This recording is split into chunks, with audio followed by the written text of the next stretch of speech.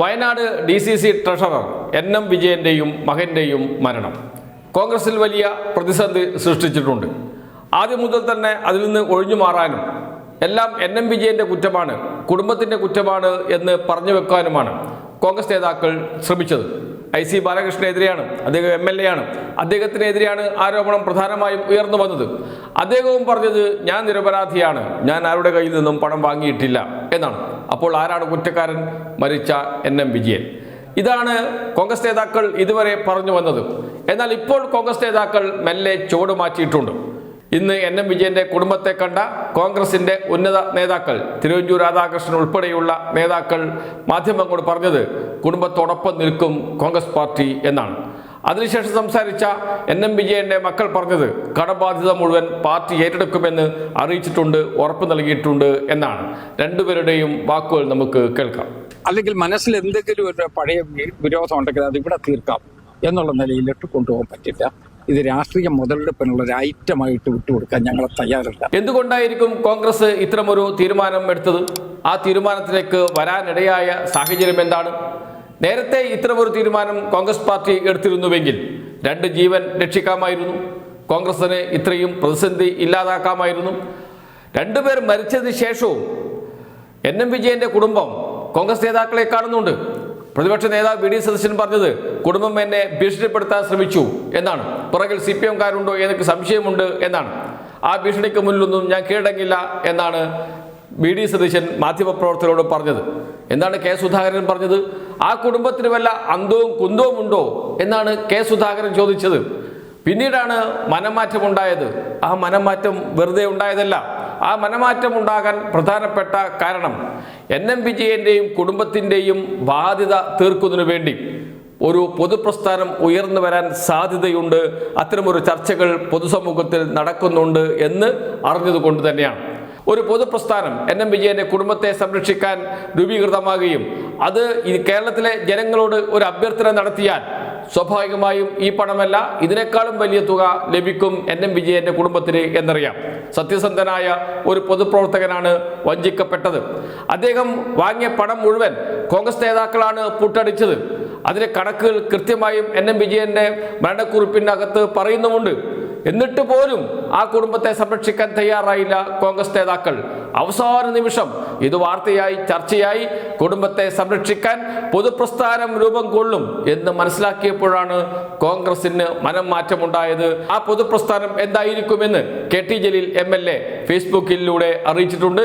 ആ Facebook post ഇങ്ങനെയാണ്: പൊതുപ്രവർത്തന രംഗത്ത് കേട്ടുകേൾവിയില്ലാത്തതാണ് താമരശ്ശേരി ചുരത്തിന് മുകളിൽ നിന്ന് കേരളം കേട്ടത്. വഞ്ചിക്കപ്പെട്ട വയനാട് DCC ട്രഷറർ വിജയൻ എന്ന കോൺഗ്രസ് നേതാവ് തൻ്റെ ഭിന്നശേഷിക്കാരനായ മകന് വിഷം കൊടുത്ത ശേഷം സ്വയം വിഷം കഴിച്ച് മരിച്ചത് ഒരു മരണക്കുറിപ്പ് എഴുതി വെച്ച ശേഷമാണ്. KPCC പ്രസിഡന്റും പ്രതിപക്ഷ നേതാവും കത്ത് ഗൗനിച്ച മട്ടില്ല. SI സെലക്ഷൻ കിട്ടിയിട്ട് അതിനുപോലും പോകാൻ അനുവദിക്കാതെ കോൺഗ്രസ് പ്രവർത്തകനാക്കി നിർത്തി പ്രവർത്തിപ്പിച്ച വിജയന്റെ വീടിന്റെ പ്രമാണം കോൺഗ്രസ് നേതാക്കൾ ബാങ്കിൽ നിന്ന് എടുത്തു കൊടുക്കുന്നില്ലെങ്കിൽ അതെടുത്ത് നൽകി ആ കുടുംബത്തെ രക്ഷിക്കേണ്ട ബാധ്യത കേരളത്തിലെ പൊതുപ്രസ്ഥാനങ്ങൾ ഏറ്റെടുക്കണം. ഇതാണ് KT ജലീലിന്റെ പോസ്റ്റ്. അതിനുശേഷം KT ജലീൽ പറയുന്നു, അതിന് ഏതെങ്കിലും പൊതുപ്രസ്ഥാനം മുന്നോട്ട് വന്നാൽ എനിക്ക് കഴിയുന്ന വിഹിതം ഞാൻ അവർക്ക് അയച്ചു കൊടുക്കും. പൊതുപ്രവർത്തനത്തിന് ഇടയിൽ ഹൃദയശൂന്യന്മാരായ സഹപ്രവർത്തകരാൽ ചതിക്കപ്പെട്ട് ഇനിമേലിൽ ഒരു പൊതുപ്രവർത്തകനും ജീവിതത്തിന്റെ തിരശീല സ്വയം പിടിച്ചു വലിച്ച് താഴ്ത്താൻ ഇടവരരുത്. സ്വന്തം വീട്ടിൽ നിന്ന് തെരുവിലേക്ക് ഇറങ്ങേണ്ടി വന്നാൽ വിജയന്റെ ശേഷിക്കുന്ന കുടുംബാംഗങ്ങൾ എന്തു ചെയ്യുമെന്ന് നമുക്ക് പ്രവചിക്കാനാവില്ല. പണം പിടുങ്ങി വിജയനെ വഞ്ചിച്ച നേതാക്കളെ കൽത്തുറങ്കിൽ അടക്കണം. വിജയന്റെ കുടുംബത്തെ ഇടനെഞ്ചോട് ചേർത്ത് പിടിക്കണം എന്നാണ് പോസ്റ്റ് ഇട്ടിരിക്കുന്നത് KT ജലീൽ. 349ഓളം കമന്റുകളാണ് ഈ പോസ്റ്റിന് വന്നിട്ടുള്ളത്. ഈ പൊതുപ്രസ്ഥാനത്തെ പിന്തുണച്ചുകൊണ്ടാണ് ഈ കമന്റുകൾ എന്ന് ഓർക്കണം. നമ്മൾ ഏറ്റെടുക്കണം നിസ്സഹായരായ മനുഷ്യരെ എന്ന് പറഞ്ഞുകൊണ്ടാണ് കമന്റുകൾ ആരംഭിക്കുന്നത്. ഇത്തരം 300ഓളം കമന്റുകളാണ് വന്നിരിക്കുന്നത്. സ്വാഭാവികമായും ഇത്തരമൊരു പൊതുപ്രസ്ഥാനം രൂപീകരിക്കണം എന്ന ചർച്ച പൊതുസമൂഹത്തിൽ ഉയർന്നു വന്നിട്ടുണ്ട്. ആ കുടുംബത്തെ സംരക്ഷിക്കണം, ആ കുടുംബവും കൂടി തെരുവിലിറങ്ങുന്ന അവസ്ഥയുണ്ടാകരുത് എന്ന ചർച്ച പൊതുവെ ഉയർന്നു വന്നിട്ടുണ്ട്. ഇപ്പോൾ കുടുംബത്തിന്റെ സാമ്പത്തിക ബാധ്യത ഏറ്റെടുക്കുമെന്ന് പ്രഖ്യാപിച്ചിട്ടുണ്ട്, പാർട്ടി ഉറപ്പ് നൽകിയിട്ടുണ്ട് എന്നാണ് കുടുംബാംഗങ്ങൾ പറയുന്നത്, വിജയന്റെ മക്കൾ പറയുന്നത്. അത് നടപ്പാകുമോ എന്നത് മറ്റൊരു വിഷയമാണ്. കോൺഗ്രസ് ആണ് പക്ഷേ കുടുംബത്തോടൊപ്പം നിൽക്കുമെന്ന് തിരുവഞ്ചൂർ രാധാകൃഷ്ണൻ പറയുമ്പോഴും എന്താണ് പദ്ധതി എന്ന് അദ്ദേഹം പറയുന്നില്ല. അത് കോൺഗ്രസ് നേതൃത്വം ചർച്ച ചെയ്ത് തീരുമാനിക്കും എന്നാണ് പറഞ്ഞിരിക്കുന്നത്. സ്വാഭാവികമായും 2 ദിവസവും 3 ദിവസവും നമുക്ക് കാത്തിരിക്കാം. രാഷ്ട്രീയകാര്യ സമിതി കോൺഗ്രസിന്റെ മീറ്റിംഗ് അടുത്ത ദിവസങ്ങൾ ചേരുന്നുണ്ട്. ആ യോഗത്തിൽ ഇത് സംബന്ധിച്ച് തീരുമാനമുണ്ടാകും എന്ന് പ്രതീക്ഷിക്കാം. അതല്ലെങ്കിൽ പൊതുപ്രസ്ഥാനം ഇത് ഏറ്റെടുക്കണം എന്ന കാര്യത്തിൽ സംശയമേ ഇല്ല. മറ്റൊരു വിഷയമുണ്ട്. കോൺഗ്രസ് ഇത് ഏറ്റെടുത്താലും കുറ്റക്കാരാകുന്നില്ലല്ലോ. അവർക്കെതിരെ നടപടിയെടുക്കേണ്ടേ? IC ബാലകൃഷ്ണനെതിരെ നടപടിയെടുക്കേണ്ടേ? ND അപ്പച്ചനെതിരെ നടപടിയെടുക്കേണ്ടേ?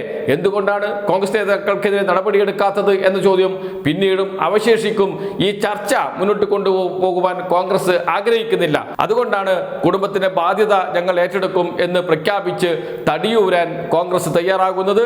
അതല്ലെങ്കിൽ പൊതുപ്രസ്ഥാനം ഉയർന്നു വരും. കുടുംബത്തെ സംരക്ഷിക്കാൻ, NM വിജയന്റെ കുടുംബത്തെ സംരക്ഷിക്കാൻ എന്ന ചർച്ചകൾ വയനാട്ടിൽ സജീവമായി നിലനിൽക്കുന്നുണ്ട്. ഇതെല്ലാം മുന്നിൽ കണ്ടുകൊണ്ടാണ് കോൺഗ്രസിന്റെ തീരുമാനം ഭയന്നിരിക്കുന്നു കോൺഗ്രസ് എന്നർത്ഥം.